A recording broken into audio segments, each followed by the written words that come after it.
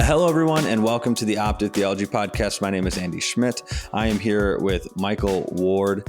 We're doing a podcast on the Chronicles of Narnia, C.S. Lewis, and a book that Michael Ward wrote. When did you write that? It's been quite a while now, right? It came out in 2008. 2008. Okay, so quite a while back. Book is called Planet Narnia, The Seven Heavens and the Imagination of C.S. Lewis. It's going to be a fun conversation. But before we get into it, Michael, do you want to just tell people a little bit about who you are and what you do? Yeah, so I'm speaking to you from Oxford in England, where I live. I'm an Englishman. I came to study at Oxford as an undergraduate many years ago, and I've spent most of my adult life here. I now teach in the Faculty of Theology at the University of Oxford. And I also teach online for the MA in Apologetics program at Houston Christian University in Texas. And most of my focus is on theological imagination, especially in C.S. Lewis, with a little bit of a side salad in Tolkien and Chesterton from time to time. Awesome. That's great. So this book, totally interesting book. And so I always say to my guests that when I talk about Lewis or Tolkien, usually in Christian families, you get two camps. You either get the people who grew up with their parents kind of reading the Lord of the Rings, or you get the people who grew up with their parents reading the Chronicles of Narnia. I was a Chronicles of Narnia kid. We read those books. We loved those books. My dad read those to us. And so I always say it totally, in a way that I didn't even know, influenced the way that I think about Christianity now as an adult, as a 24-year-old. And so first question, I didn't write this down, but did you grow up in a family where you read Lewis more than Tolkien, or were you guys kind of both of them, or how did that work for you? My parents read the Narnia books to me and my brothers as we were growing up. But the Lord of the Rings and indeed The Hobbit by Tolkien weren't read aloud to us. No, and that might be because, especially The Lord of the Rings is for older children, and so by that age we were expected to be doing our reading for ourselves. But yeah, it was a Christian family, and I think my parents liked the fact that there was an obvious sort of, or a fairly obvious Christian undercurrent in the Narnia books. And so one of my earliest memories is of diving into my parents' bed on a Sunday morning, and my mum would read us a chapter of the latest Narnia Chronicle, and then we'd get up, have breakfast, go to church. And that was before I was old enough to read Narnia for myself. And as soon as I was old enough, I reread them and then got into Lewis's other fiction and Christian apologetics, and I've never stopped, basically. Yeah. Would you say that the Narnia series influenced your theology as you grew up, since your parents read them to you as a kid? Absolutely. Yes. Yeah. In all sorts of ways. Partly they influenced me in the direction of loving literature and story, because they are just such engaging pieces of literature.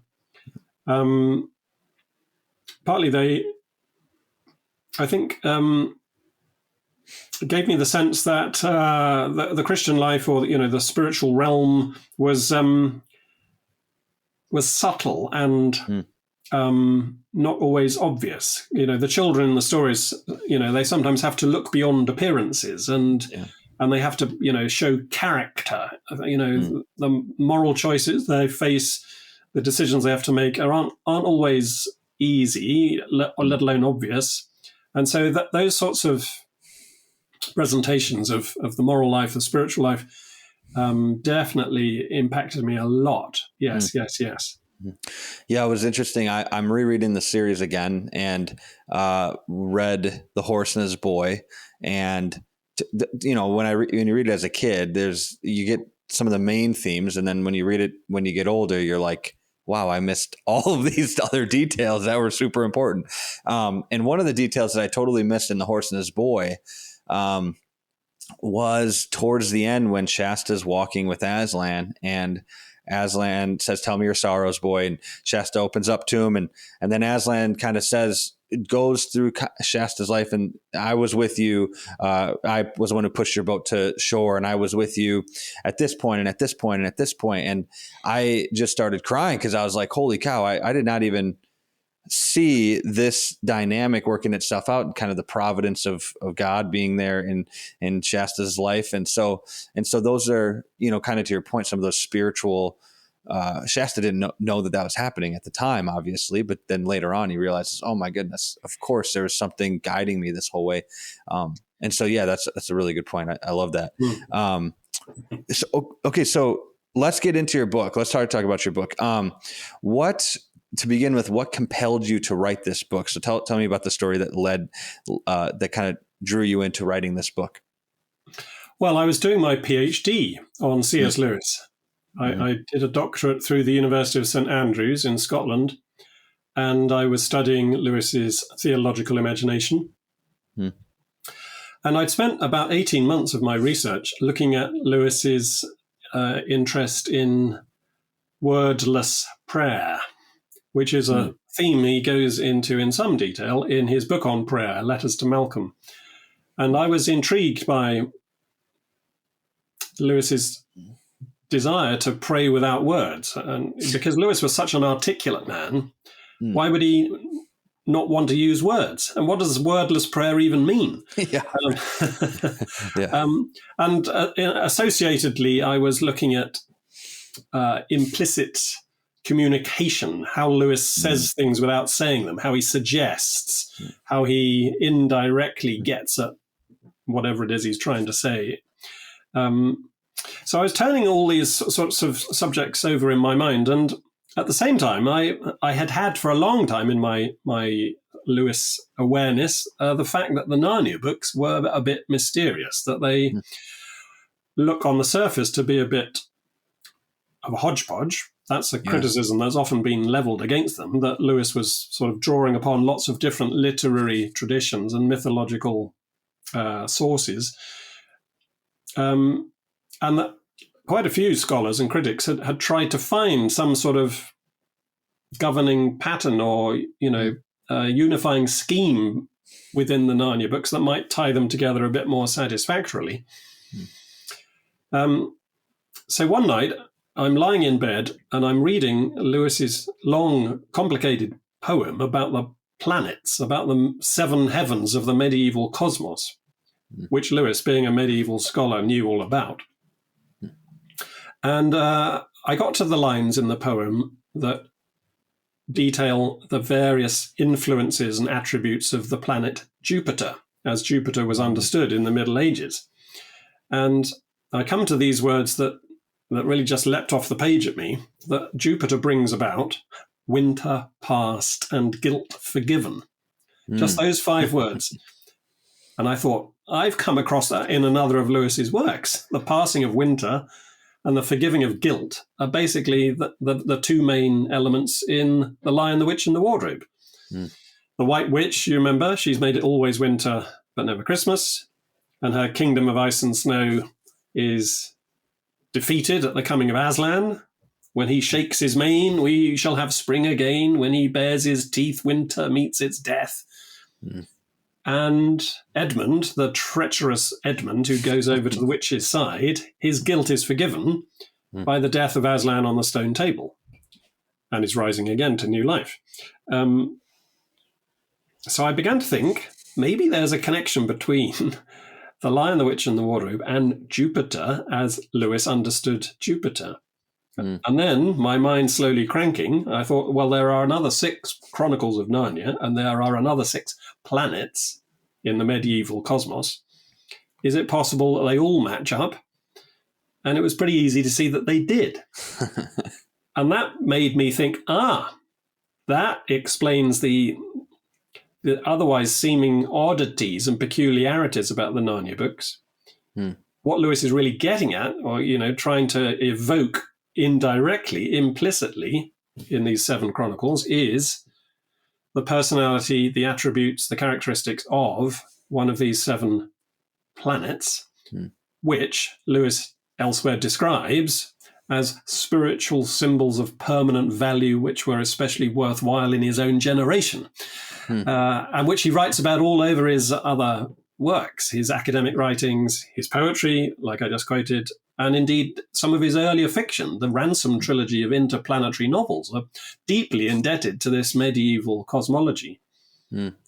And so that is basically how I came across this idea. And I immediately went and told my PhD supervisor what I'd come up with. And he said, well, this sounds exciting. You should focus on this. Yeah. So I spent the next 18 months, the second half of my PhD research, rereading everything that Lewis had ever written to see how he talked about the planets whenever he mentioned them. I also spent that period rereading everything I could find that had ever been written about C.S. Lewis to see what other people said in connection with him and the planets and the heavens generally. And then I wrote up my thesis, and it was eventually published by Oxford University Press as that book, Planet Narnia. Okay, so when you were reading this poem by C.S. Lewis and these ideas started coming to your head, okay, so Jupiter, the themes for Jupiter and the Lion, the Witch, and the Wardrobe. Obviously, this had been a mystery for a long time. What are the underlying themes of these books? Are they really just a hodgepodge of random kind of stories all within one universe, but don't really have deeper connections? Were you kind of like, I don't know if I'm actually right here? Did you were you skeptical about your own ideas, or did you feel like, did it kind of just click and you were like, no, this has to be it? It clicked. Okay. Almost instantly, I knew deep inside that I'd stumbled upon, like a treasure chest or something. I felt like I was the first man in the gold rush in the Yukon Valley. I'd hit the mother lode, as it were. And that's why the second half of my PhD was such glorious fun. I don't think anybody has ever enjoyed writing up a PhD as much as I enjoyed writing up this, because I felt sure that it was true. It was a real thing. And I knew that nobody else had come up with this idea before. I came across a few scholars who had got very close. In my reading, I turned up one scholar who noticed how very lunar, how much indebted to the moon symbolism the silver chair was. Yeah. Right. And another scholar pointed out how very Saturnine the last battle was, because Saturn is associated with the end of things, death and disaster. And a third scholar had pointed out how very interested Lewis was in all things connected with Jupiter. But those scholars hadn't bothered to follow up those leads, either within those particular chronicles or across the series as a whole. So in one sense, I was relieved that they hadn't, and that was still something I could do. Yeah. And in another sense, I was pleased that they had got at least some of the way, because that validated my own instinct that there was indeed a connection here. Okay, so the modern reader, the modern person listening into this podcast, or who reads your book or who reads the Chronicles of Narnia, there's probably some confusion here, because our society doesn't look at the stars in the same way that the medieval people looked at the stars and the heavens. And so there's a couple of things I was going to ask you about this. One, first would be, could you give kind of a medieval breakdown of medieval cosmology?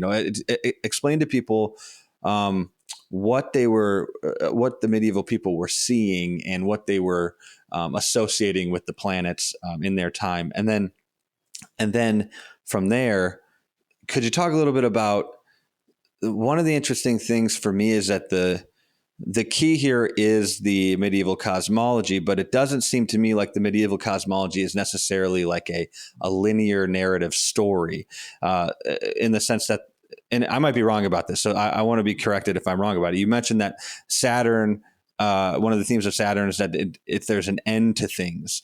But does each planet have its own story associated with it, or do they just have personalities and characteristics associated with it? Like, I think about an allegory of the gospel would be is an allegory of another story. So you're following those themes through a story to an end.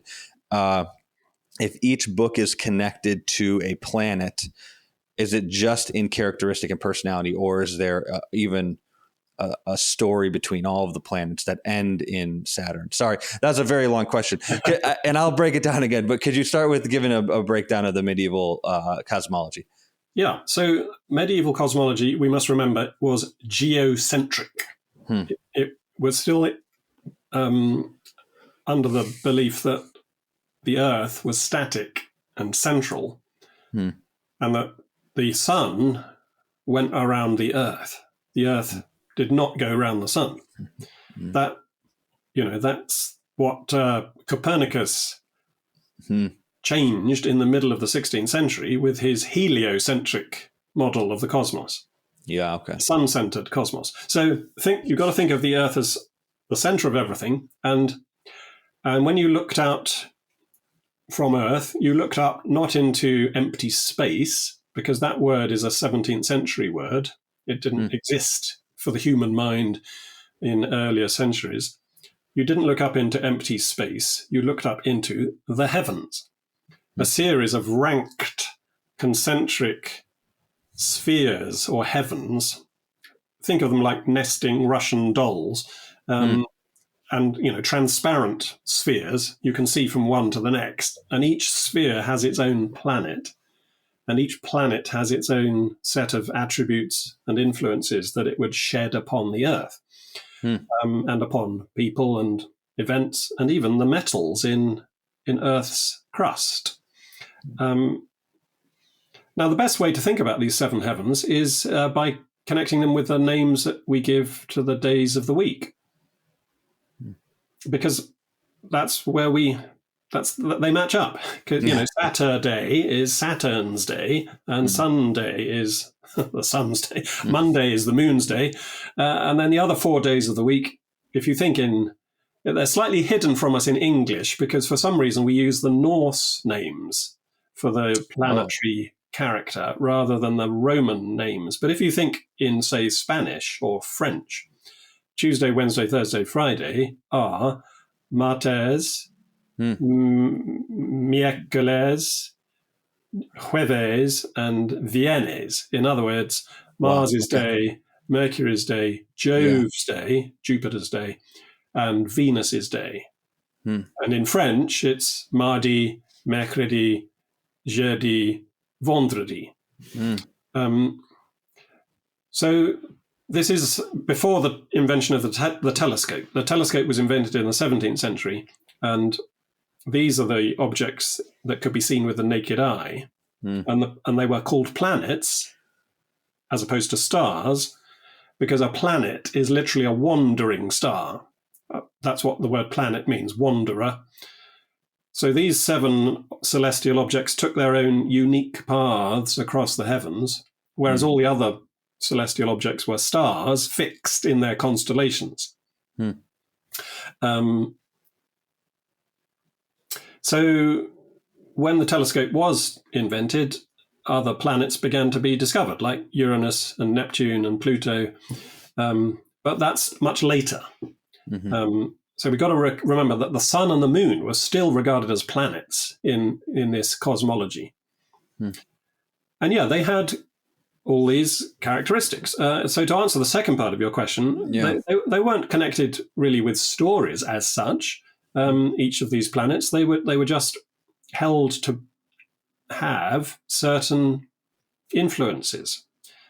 And think of it in terms of our language. Still today, we talk about people who are going mad as lunatics.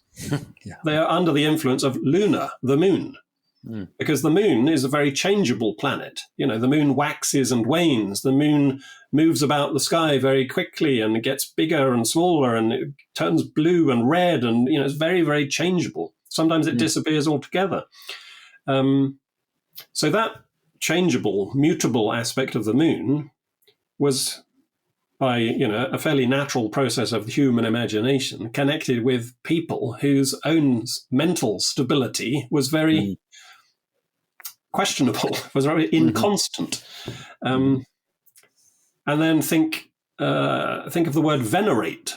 To venerate is lovingly to respect someone. Now, Venus was held to be a planet associated with love and beauty and sexuality and fertility, partly, I think, because Venus is so very, very beautiful in the night sky. It's called the morning star, isn't it? And I remember once when I was a student, I got up really early to go rowing on the river, and the sun had come up, but it still wasn't properly daylight, and Venus was still glittering above the horizon like a massive, great diamond in the sky. It was so stunningly beautiful. I for the first time in my life, I began to see why Venus had acquired these connections with beauty and love and so on and so forth. So anyway, when you venerate, when you lovingly respect someone or something, it's because Venus is inspiring your veneration. And so, again, we see the trace in our language. And indeed, I mean, just think of martial arts. Right. Mars is the god of war and combat. So it's not just in the names of the days of the week that we're still referring back to this old cosmological scheme. It's in lots of our very, common vocabulary. So one of the things I thought of right when you said that there were the different layers of heaven, or the heavens, and I have no idea, this just came into my head, so you could tell me if there's nothing to this. But when Paul writes I can't remember where he writes this, but he talks about how he had a friend, or he knew somebody who went into the third heavens, and people have kind of speculated, what are the third heavens? Would you draw any connection there, or is there not really a connection? Is that just something that Paul is saying that we don't fully understand yet? Yes, he does say that, doesn't he? I think it's in the second letter to the Corinthians. Okay, yeah. At any rate, yeah, you're quite right. He says, I knew a man in Christ who many years ago was taken up into the third heaven. And most biblical scholars think that he's talking about himself. And yes, Jewish cosmology, both before and after the time of Christ, had its own series of ranked heavens. And I'm certainly no expert in Jewish cosmology of that period, but I'm given to understand that at certain periods and in certain sources, they talked about three heavens. And so the third heaven was the highest heaven, the almost, like the throne of God himself. And in other sources at other periods, maybe they had seven heavens, as was more common across, Western Europe as a whole. Interesting. Yeah, that's interesting.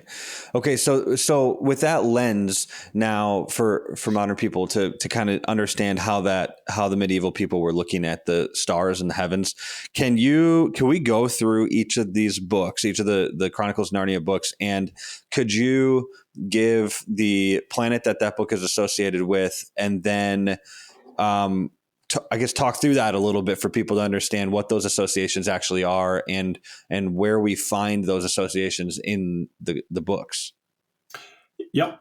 So the first book is The Lion, the Witch, and the Wardrobe. And that's actually quite an important point because some publishers have renumbered the series and they put a number 1 on The Magician's Nephew. Yeah. Which is very misleading, and people shouldn't start out by reading The Magician's Nephew, because it was actually the last book that Lewis wrote, and it was the 6th book he published. The Lion, the Witch, and the Wardrobe is the opening story, and it's the Jupiter story, in my view. It's the jovial book. And Jupiter was, in Lewis's view, the best of the planets, the king of the planets, who does not need to be reminded of Jove, he once said. And indeed, he used, in his university lectures here at Oxford, when he was talking about medieval cosmology, when he got onto Jupiter, he would sometimes say, those born under Jupiter are apt to be loud-voiced and red-faced and jolly, and he would then pause and add, it is obvious under which planet I was born. Yeah. As he himself was, loud-voiced, red-faced and jolly. He had a gusto and a hearty appetite and a big laugh and a florid face, and lots of his friends actually used to refer to C.S. Lewis as a jovial personality, not always necessarily recognizing the importance that term had for him in his own scholarship and his imagination. Yeah. At any rate, Jupiter has many qualities, like all the planets do, and the main thing about Jupiter is kingship. We must think of a king at peace, enthroned, taking his leisure, serene, tranquil, festive, prosperous, magnanimous. Those are the kinds of kingly qualities that Lewis associated with Jupiter. Mm. And so, just one little thing, in addition to what we've already said about winter past and guilt forgiven, one little thing about the jovial atmosphere of the Narnia books is of the Lion, the Witch, and the Wardrobe is Aslan's first description. First descriptions are always very important in literature because they set the key note. They set the frame of reference, within which the character is going to be depicted. And in this first book, when the name Aslan is first mentioned, the children react in certain ways, and they say, "Aslan, is he a man?" No, he's not a man, they're told. He's the king. That's the very first description given of him. He's the king of the wood. He's the king of the beasts. Father Christmas says he's long live the true king. When the children first go into the wardrobe and put on the fur coats, we're told that they looked more like royal robes than coats when they put them on. And that's a little indication of where the story is going to end up when the children themselves, having followed the kingly Aslan, themselves become kings and queens. And we're repeatedly told, once a king in Narnia, always a king in Narnia. Once a queen in Narnia, always a queen in Narnia. So the story ends with this grand coronation scene at the castle of Cair Paravel, when they're put on their thrones and they're given crowns and scepters and they're hailed. And, it's a glorious climactic scene of coronation. One of the interesting things that totally clicked for me while I was listening to your book, and then I was listening to podcasts that you had done in the past, was because I had heard the critiques. What in the world is Santa doing in Narnia? What he just comes out of nowhere, and then he gives him some presents, and then he leaves, and you're like, okay, see you later. You never see Santa again. And that was always a weird thing. Even when I, watched the movie as a kid when it came out, or even reading the books, like, why is Santa here?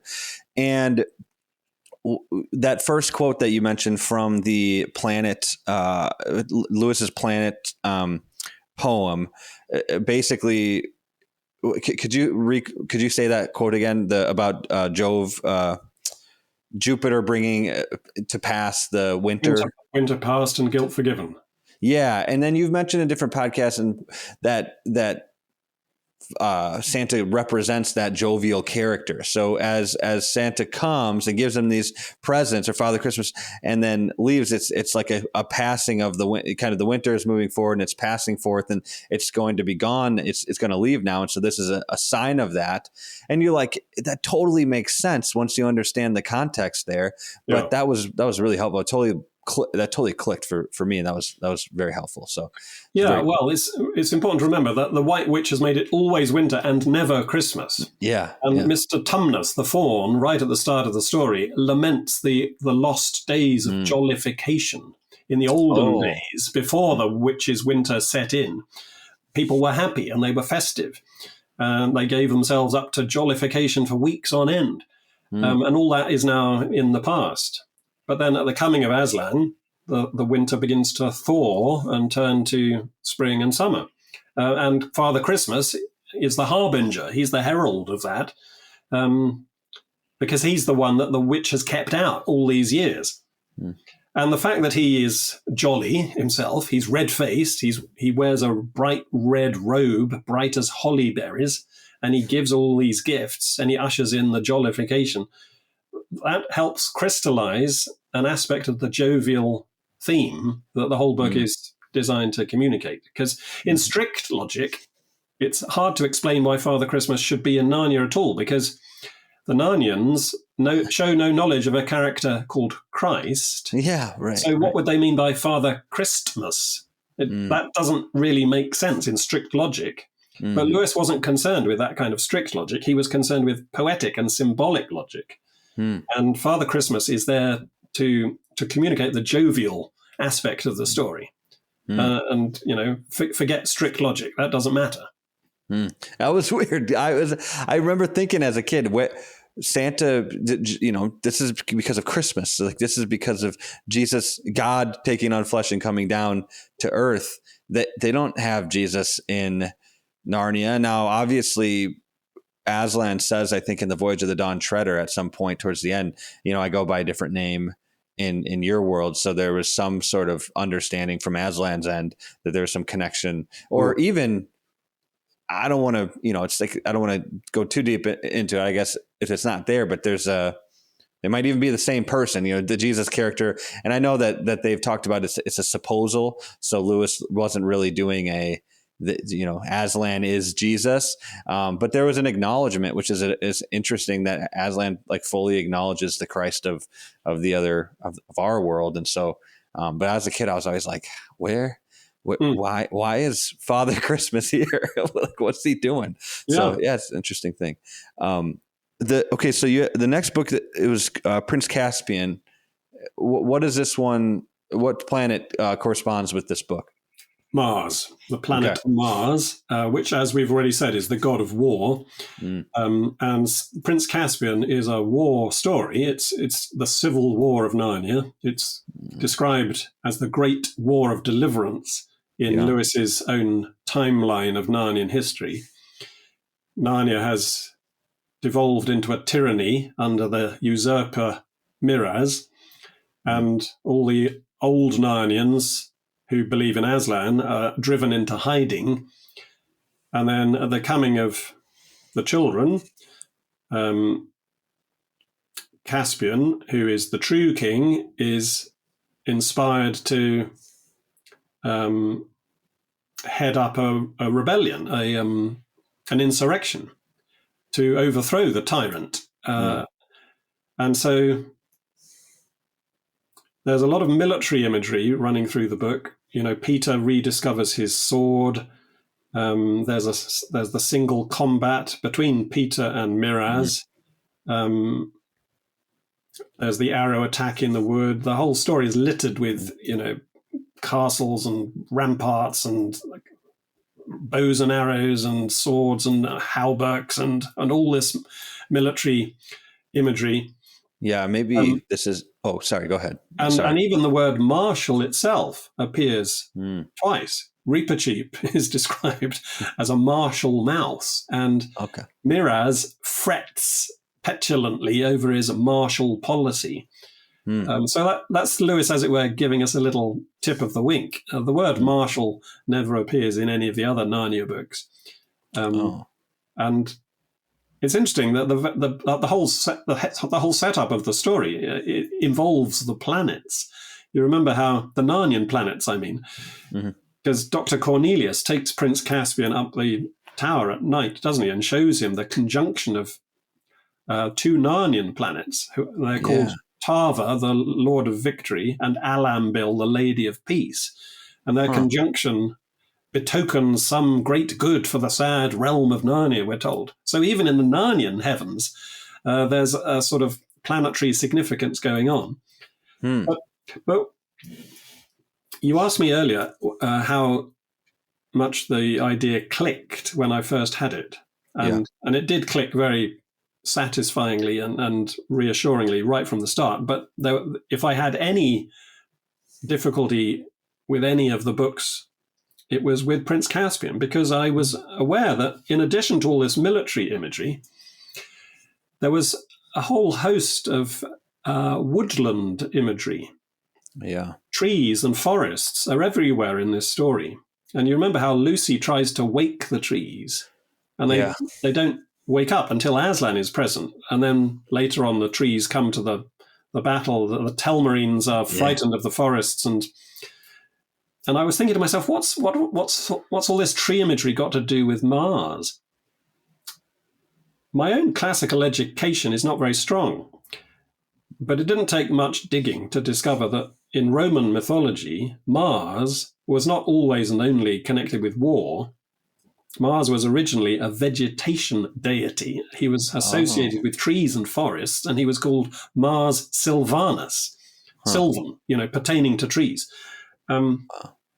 So that's why you have this strong strain of tree imagery. And also, I've already mentioned how Lewis tips the wink with the word martial. He also tips us the wink by talking about the trees as, in one place, sylvans. Only in Prince Caspian are the tree spirits ever called sylvans. And again, let the reader understand. If you recognize the martial imagery, the whole book just sort of springs into beautiful focus, and all these puzzling little details begin to make sense. The thing that I think of is, and I don't know if this goes along with the war imagery or the martial imagery, but Peter and Prince Caspian's constant combativeness, they're not united. They're not aligned. Well, let me interrupt you there. I think you might be thinking of the film version. Oh, am I wrong about that? The book is different from the film. Sorry. Okay. Yeah. So what's the? I read the book a long time ago. So what's the book? What's wrong about that?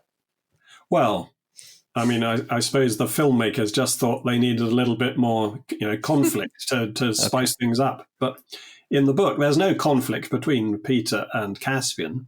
Oh, wow. Okay. Indeed, they're very respectful to each other. And Peter says to Caspian at one point, because Peter is the High King from the olden days, and Peter says to Caspian, who's the true king in the current age, Peter says to Caspian, I haven't come to take your place, but to help put you in it. He's there to assist Caspian's effort to restore order.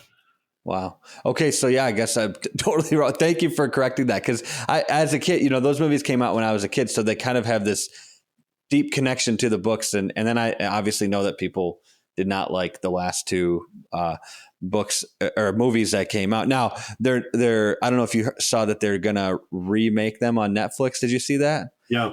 I'm incredibly worried about that because it's going to be Greta Gerwig. So we'll see how that goes. But has anybody reached out to you for any of the movies or anything like that, or no, to help with research? I did. When the first set of movies came out, I did have a meeting with someone from Walden Media who said, we ought to get you in as a consultant, Michael, but nothing ever happened. Dang. And those initial three movies began, if you ask me, not very well with The Lion, the Witch and the Wardrobe. It was passable. It was okay, I thought. But then Prince Caspian was less good, and The Voyage of the Dawn Treader was terrible. Yeah. It's not surprising to me that they didn't continue with all 7 books because they just didn't make enough money. The first one made a load of money, but Prince Caspian was an absolute bomb at the box office. Yeah, it was terrible. Yeah. Anyway, about Greta Gerwig. She has said, interestingly, that growing up, there were 2 things that she was continually reading. One was Little Women by Louisa May Alcott, and the other was the Narnia books. Interesting. Now, Greta Gerwig in 2019 made what I thought was an excellent adaptation of Little Women. I thought it was really well done. She's now more famous, of course, for Barbie, but Little Women I thought was really strong, very intelligent and sensitive adaptation. So if she can do something like that with Narnia, the first 2 Narnia stories, for which she's supposedly under contract, then they should be pretty good. But we'll see. Yeah. Is the first 2 meaning the Magician's Nephew and the Lion, the Witch, and the Wardrobe, or do we know what order they're going in? I presume, though, sticking with the original published order. So Lion, Witch, and the Wardrobe and Prince Caspian would be the 2 that she does, I presume. Okay, so, and then the next one is obviously the Voyage of the Dawn Treader, and so talk about what planet this corresponds to, because this is an interesting story. I really like this one, but go ahead.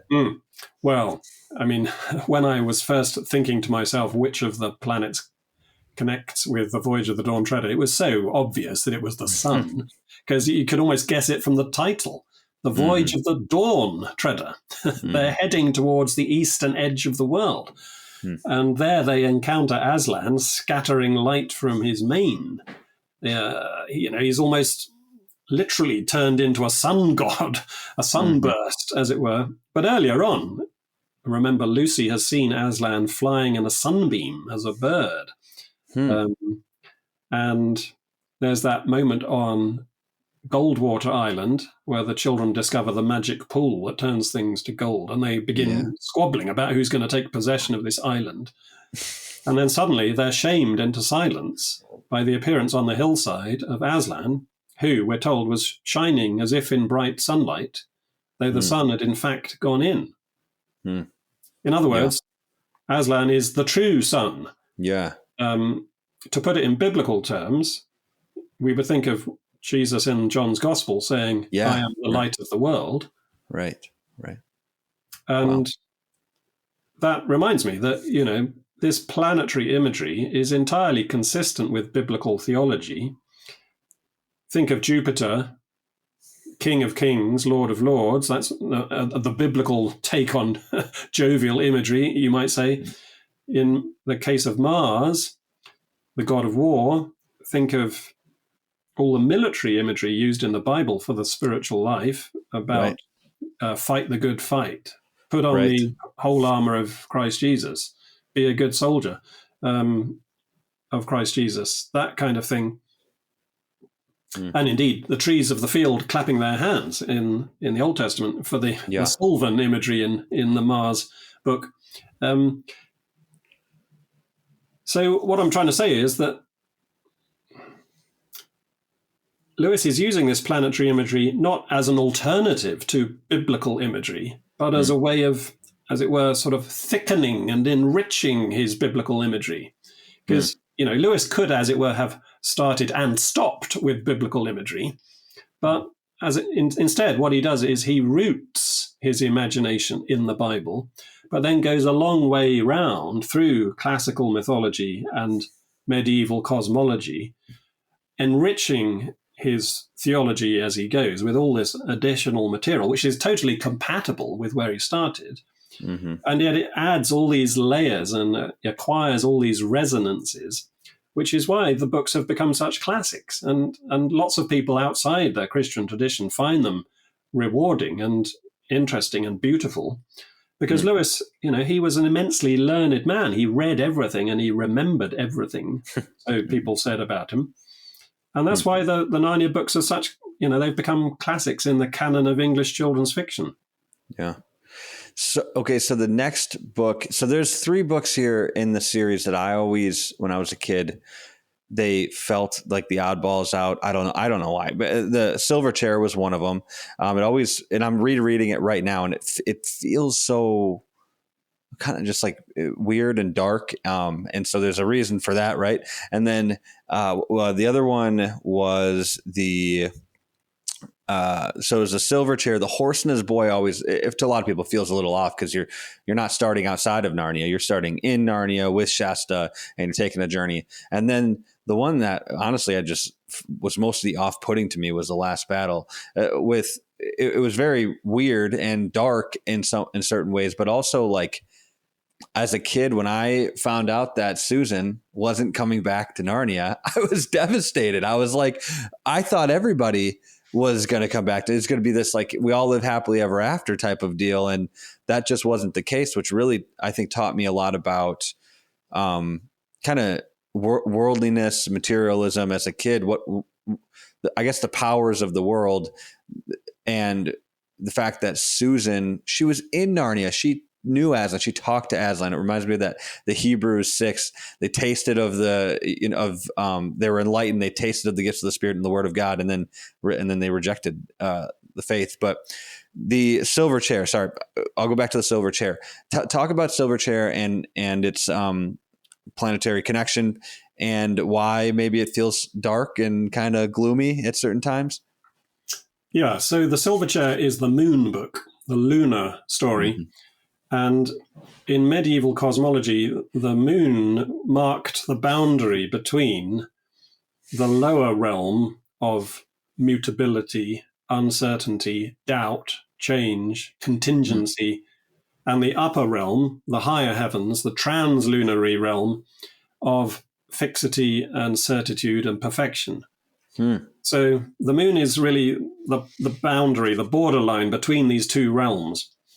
And that helps explain the structure of the silver chair. Because remember, the story starts in Aslan's country, where there's not a breath of wind.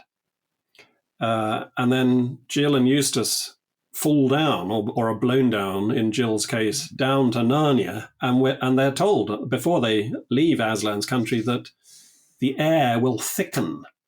And take care that it does not confuse your mind, is what Aslan says to Jill. But of course, it does confuse her mind. And she continually forgets the signs, the four signs. And eventually they go down even further into the underworld kingdom. And even there they see down further into Bism, the land of the gnomes. So it's one long descent into darkness and airlessness and suffocation and perplexity and confusion, until eventually their minds are almost turned by the witch in the subterranean kingdom.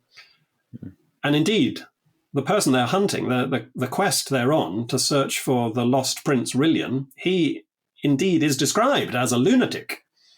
And he's trapped in this silver chair. Silver was the moon's metal, of course. And it's there that they have to liberate him and undo all this lunacy and come back out from the underworld to Narnia, and from Narnia to Aslan's country. So the whole book is shaped like a big letter V. It begins in Aslan's country and it ends in Aslan's country. Setting aside the English scenes for a moment. And that's because Lewis, as it were, is wanting to show both the upper side of the moon and the lower side. So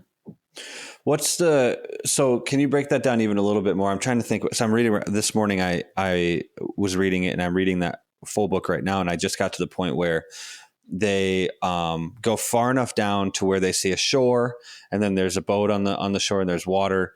And I think somewhere on the shore, maybe they see this huge giant who's sleeping.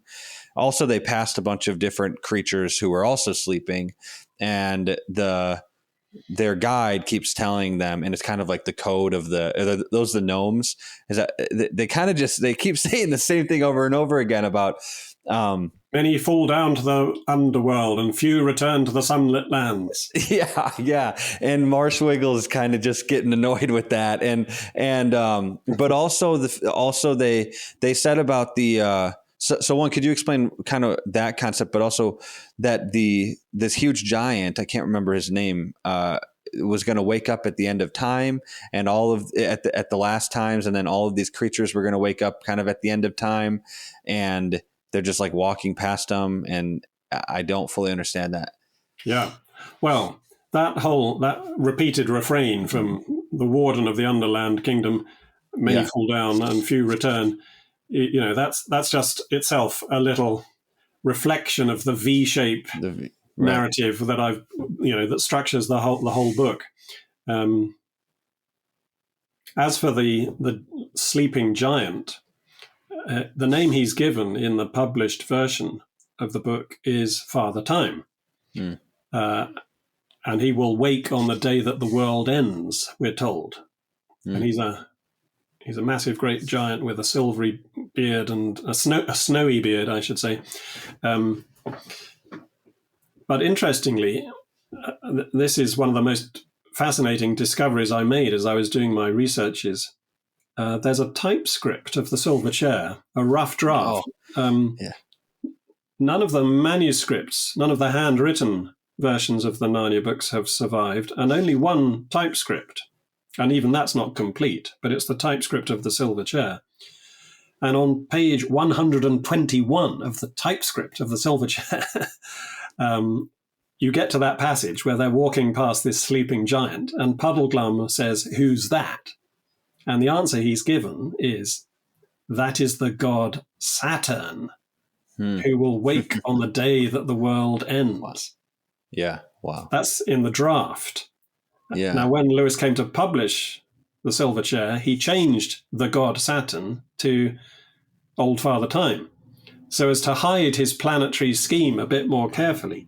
But of course, what he's doing, he's setting up the last battle, Right. which is the Saturnine story, because there Father Time does indeed wake up and he brings Narnia to an end in this great Saturnine cataclysm, the Narnian version of the apocalypse. And so it's a little bit of prefiguring. And so the well, I guess I have two questions. One is that V shape that you're talking about. Is there any theological principles or theological principles attached to the idea of going down? You know, because yes, there is. I mean, just in the letter to the Philippians, Christ Jesus, though he was in the form of God, did not count equality with God a thing to be grasped, but emptied himself, taking the form of a servant, and was born in the likeness of men. And being found in human form, he humbled himself and became obedient unto death, even death on a cross. Therefore, God has highly exalted him. So the very picture we might have of the incarnation of Christ himself, describes this V-shaped trajectory. And all the more so if you think about Christ descending to the dead. And indeed, in Lewis's book Miracles, he has a beautiful passage about the incarnation in terms of a great dive into water, warm and colourful water down into cold and black water. And that's a picture of Jesus going down like a diver to pluck up from the riverbed of our human nature some precious jewel, which he then finally comes back to the surface. He breaks the surface, his lungs bursting, and that jewel is the whole of humanity. That's so. Yeah, there's a very strong biblical echo of that V-shape trajectory. As you're talking like that, I was thinking about the book. It does feel off. These characters, Jill and Eustace and Puddleglum, don't really belong down there.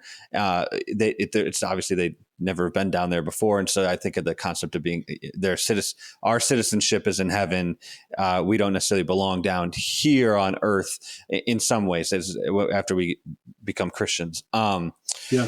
You think if Lewis wouldn't have changed the name of the giant, that this discovery would have been made earlier? Yes, it probably would have been made earlier. As I said, there was one scholar who already noticed how Saturnine the last battle was, but it would have been a dead giveaway, if Lewis had kept to the original typescript. Yeah. Wow. Okay, The Horse and His Boy, another amazing one. What's the connection here? The connection is with Mercury. Now, there's so much to be said about this. We don't have much time, but essentially, C.S. Lewis said, if you want to understand the qualities of Mercury, just think of Quicksilver rolling around a dish, and how Quicksilver, Mercury, splits into glittering drops and divides and rolls around and reunites, and it's that's what mercurial means, he says. That's the image to have in your mind. So if you think of the basic plot of The Horse and His Boy, think of how Shasta meets Bree, the horse, and Aravis meets Hwyn, her horse, and then those two pairs are driven together and they run towards Tashbaan, the Kalaman capital. And there, Aravis goes off with Lazareline, the two horses go off with the stable hand, and Shasta goes off and meets the Narnians, and then they all reunite on the other side of the city, and then they go off across the desert, and they're chased to the hermitage, and there Shasta goes on alone, and he's told, run, always run. He has to speed off with his message to the King of Archenland. So if you take a sort of bird's eye view of all that, and think of the characters in terms of glittering drops of quicksilver, they're continually being reunited and separating and coming back together. And that's a kind of mercurial aspect of the book. But the other one is obviously language, because Mercury was the messenger in medieval and classical mythology. And so Aslan is the true Mercury. He's the true word of God, we might say in biblical terms. And the word of God runs very swiftly. The word of God is living and active, according to the Bible. So when Shasta finally meets Aslan in the mountain pass, what is it? The very first thing Aslan says, Shasta doesn't know who Aslan is, this big figure in the darkness. Who are you? Shasta asks, scarcely above a whisper. And then Aslan replies, this is the very first thing he says in the entire book. Who are you? One who has waited long for you to speak. Because the whole idea of Mercury is that Mercury inspires speech. He is the lord of language, to quote Lewis's Planets poem. And that's such an important theme in The Horse and His Boy. Yeah. Language, speech, poetry. It's a really, truly genius work of imagination, The Horse and His Boy, once you see it through these mercurial lenses. My wife's reading that right now. And the other day she was reading it and she was like, and tell me if there's any legitimacy to this. There probably is. I just haven't heard it anywhere else. And that's because I haven't read probably enough. But she's like, I think Shasta is a Moses character that he's brought on the boat and then into slavery. He's brought out of slavery across the desert. And then he walks up the mountain with Aslan. And at some point, Bree, I think Bree even mentions that he wishes he could go back to the slavery that he was in, or he kind of complains in the same way that the Israelites were complaining to Moses. Do you see that theme? Do you see that? Is that legit? Has anybody written anything on that? I see what you're saying, and I think that was possibly part of what was going on in Lewis's mind, but I don't think that's, it doesn't get you very far, because Sure. After all, Lewis said that the whole Narnia series is about Christ, not about the God of the Old Testament. And I know, we mustn't drive a wedge between the Old and the New Testaments, but nonetheless, the character Shasta is meeting is the Christ of that world. And indeed, one of the interesting things about The Horse and His Boy is that it gives us the most explicitly Trinitarian moment in the entire series. Because, again, in that scene in the mountain pass, Shasta says, who are you? And Aslan replies, myself, myself, myself, 3 times in 3 different tones of voice. And people might think, oh, well, that's a sudden sort of splurge of Trinitarian doctrine just dropped into the story. What's that got to do with anything? Why put that in this book but in none of the other books? Well, it's explained by the mercurial imagery, because to the Greeks, the ancient Greeks, Mercury was known as Hermes, and in one of Hermes' most famous manifestations, he was known as Hermes Trismegistus, which means the thrice great Hermes. And in the Christian Middle Ages, Hermes Trismegistus was looked back at as a kind of pagan prefiguration of the doctrine of the Holy Trinity.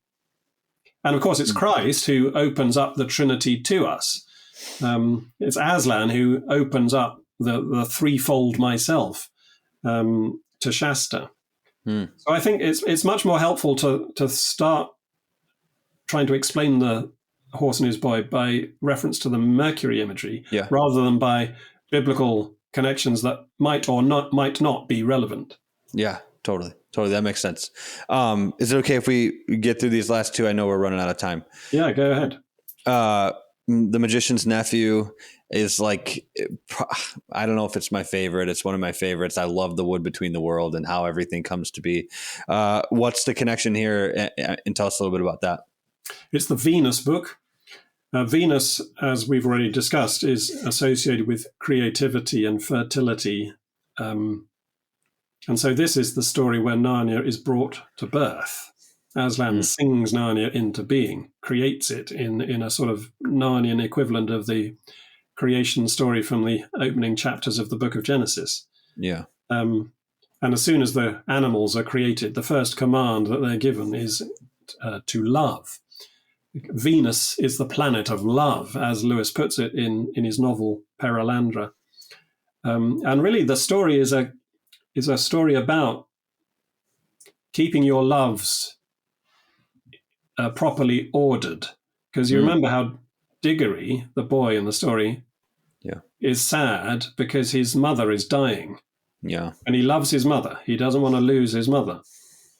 And one of the reasons he's interested about getting to Narnia is because it's the land of youth, where magic fruit from the land of youth might confer on his dying mother new health and new life. Mm-hmm.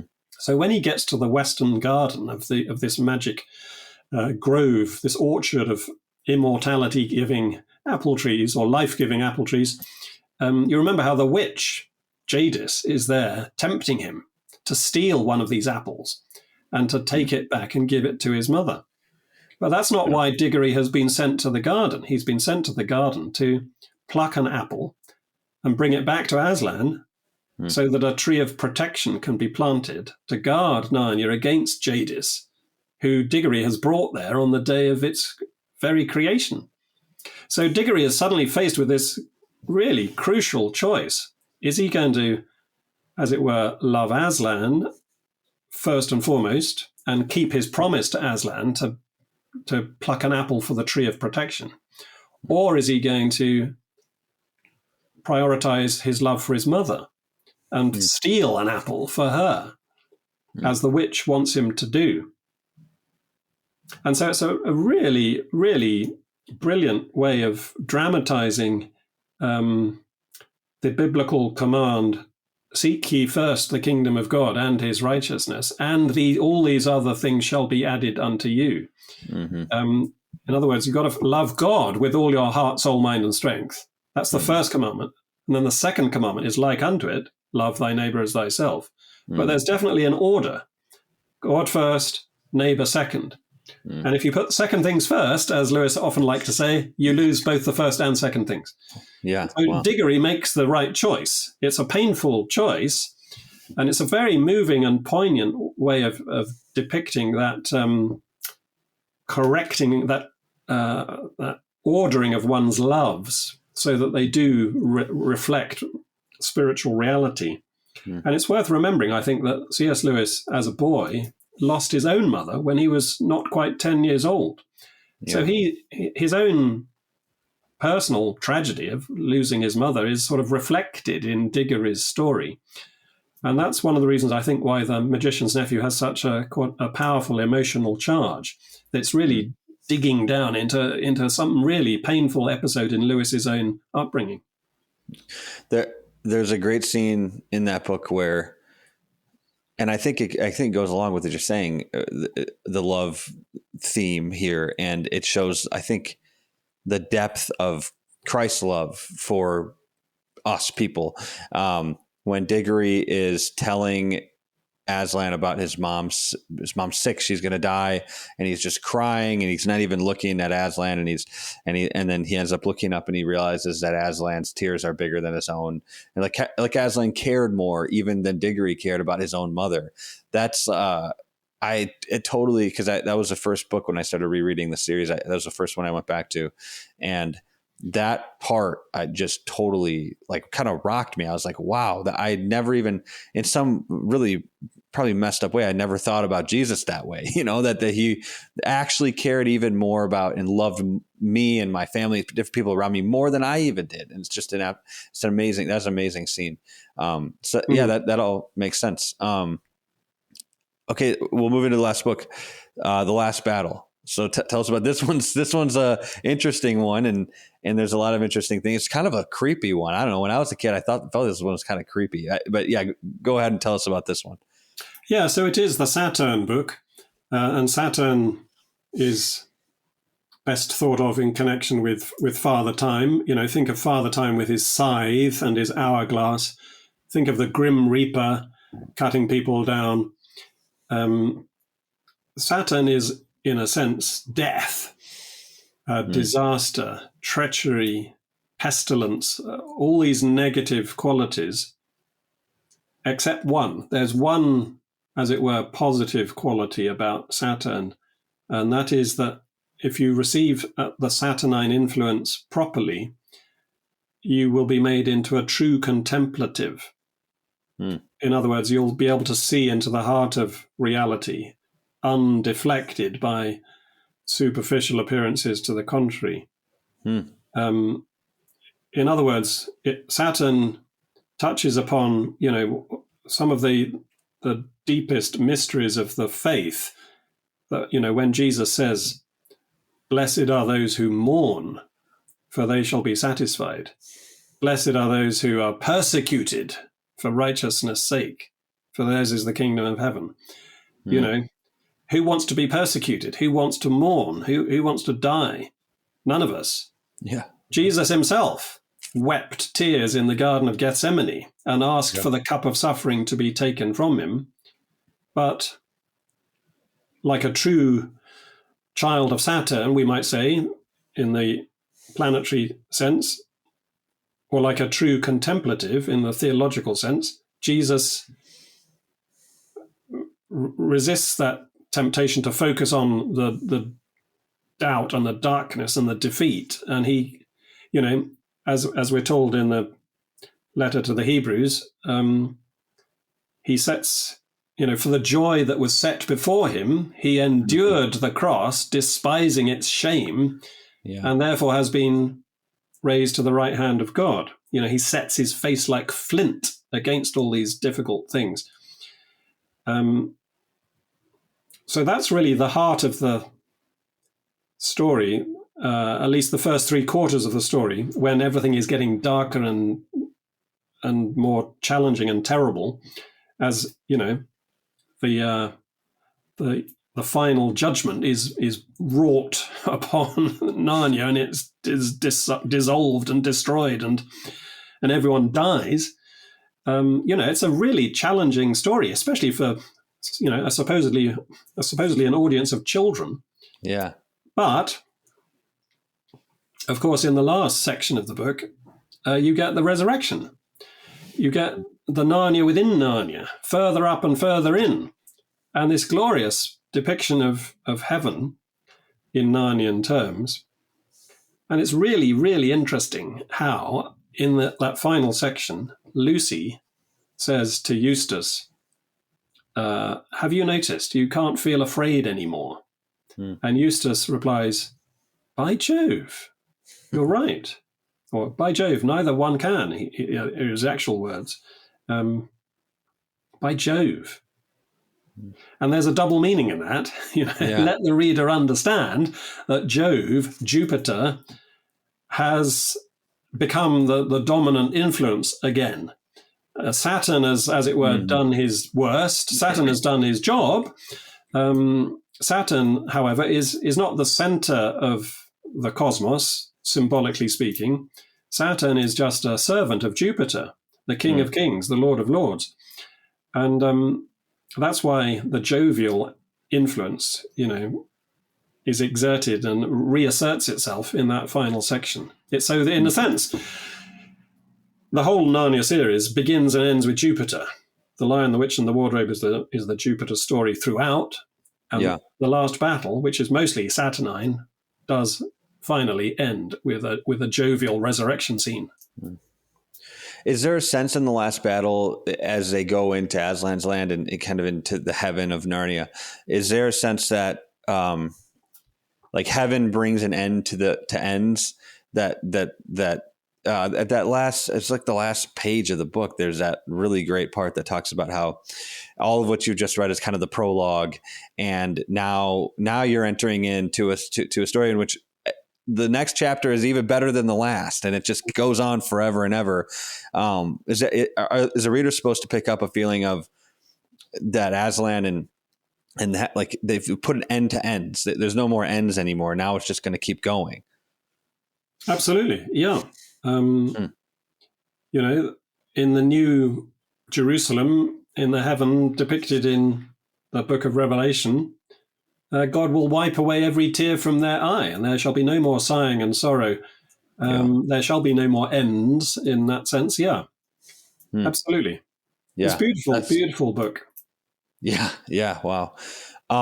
Okay. So yeah, we're obviously over time, and I had written more questions, but this is really helpful. I think this will really help people to put a different lens on as they read through the Chronicles of Narnia and understand some of those deeper meanings. Because it almost is like you're reading a new series once you kind of get put this lens on, you put these glasses on, you start reading through the Chronicles of Narnia again. You're like, these are different books. I didn't know this is a different series from what I read when I was a kid. Yeah. And that's really cool. Do you have any, I don't know, just any, parting words for people who love the Chronicles of Narnia, readers, or even for people who want to write their own fantasy stories, to pull from what Lewis did with the Chronicles of Narnia series? Well, one thing I would say is, if you want to write stories, you can't do better than just immerse yourself in Lewis's fiction, because he was such a master. You'll pick up all sorts of brilliant ideas by osmosis, as it were. But also his emphasis upon atmosphere, how a story is not just a clever plot, but must have a pervasive tone or flavor or quality. That was a really important aspect of storytelling from Lewis's point of view.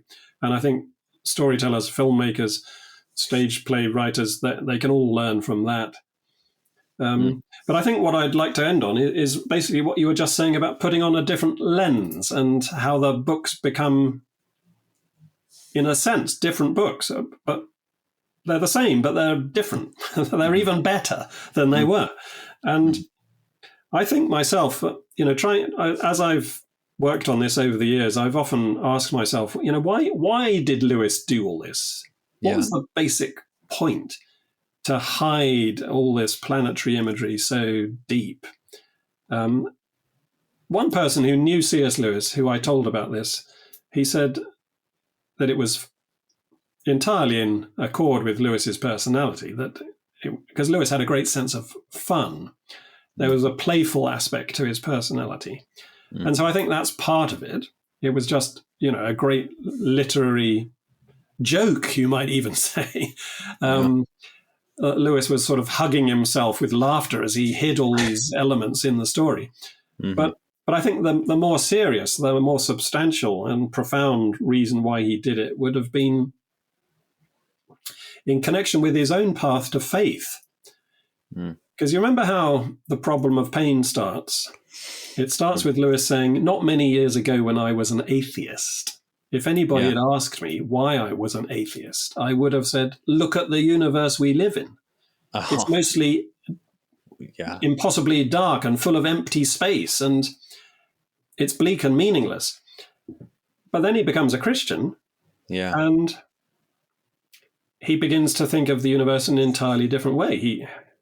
His favorite psalm, or at any rate the psalm he described as the greatest poem in the Psalter, was Psalm 19. The heavens are telling the glory of God.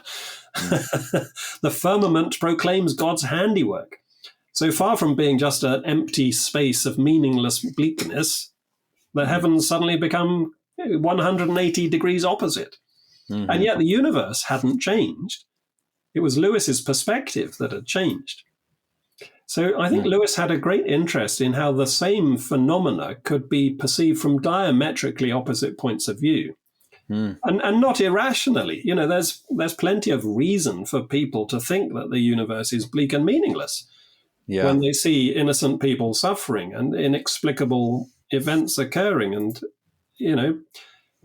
it's sometimes very difficult to believe that God is working his purposes out as year succeeds to year, and that all things are working together for good for those who love God.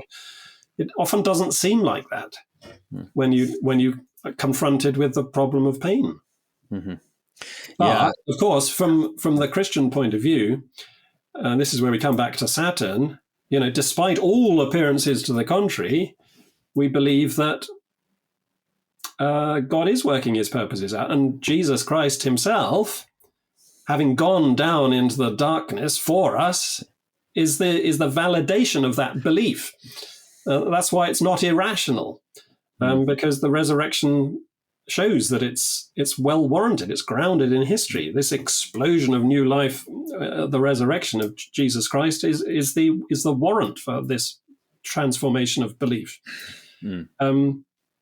So anyway, when Lewis writes Narnia, he gives it, I think, a sort of superficial appearance of hodgepodge, enough for some people to dismiss it as, not very carefully written, just, Lewis kicking back, having a bit of fun, and they're only for children anyway, so you shouldn't take the books too seriously. He allows people to have just enough reason for dismissing the series, and yet all the while he knows precisely the reason behind every tiny little detail. Why Reepicheep is the martial mouse, why there are Sylvans in Prince Caspian but in none of the other books. All sorts of tiny little details, as well as the big picture in each story, are there for a particular reason, that it's keyed to the prevailing planet and that spiritual symbol, which he's using as a way of depicting Christ. So, just from a sort of apologetic or evangelistic point of view, Lewis is, as it were, pulling a fast one on his readers. And he's saying, you laugh at my books, you laugh too soon. Think again. So that's it's a sort of enacted parable about coming to faith, which he himself had, that's a trajectory that he himself had described as he passed from atheism to Christianity. I love that. I love that idea that as an atheist, he looked up at the heavens and just saw void and meaningless kind of nonsense. Who cares? And through, I guess, the revelation of Christ, he comes to find that the heavens were actually not meaning. There's so much meaning. It's so rich. And you see that all through the Chronicles of Narnia stories. These kids are, living relatively normal lives out in England or whatever. And, then they're just pulled into Narnia in all these random different ways. And they go from this relatively ordinary life to this life of adventure and meaning and purpose and richness. But you never know where it's going to take you, right? Because right now I'm with Pauline and Eustace in in the depths of Narnia, in the depths of that world. And so you never know where it's going to take you, but it's a far better, I guess it's a far better life to live. And I think that's part of why we're working on the stories that we are with the studio is I'm 24. My generation is kind of looking up. I think they're looking up at the heavens in the sense that we live in big cities where we look up at the heavens and we can't even see the stars. And so we live in that, and that's how we've grown up. And there's no call to adventure. There's nothing. And a lot of my friends and people that I grew up with and know are living this kind of void, kind of, I don't want to say useless or meaningless, but kind of, I guess meaningless life. And I think these stories like the Chronicles of Narnia and Lord of the Rings, and obviously the Bible is the true story, calls people into this adventure, and it's amazing. But I would love to talk to you for another 5 hours, but we can't right now. But I really appreciate you doing this, and for writing this book and for opening people's eyes to the depth of the Narnia stories. Thanks so much for that. My pleasure, Andy. Thank you for having me. Yeah. And for people listening, if you like this, make sure you like, subscribe, share it with your friends, give us a 5-star rating, and leave a review. And we'll see you guys in the next one. Goodbye.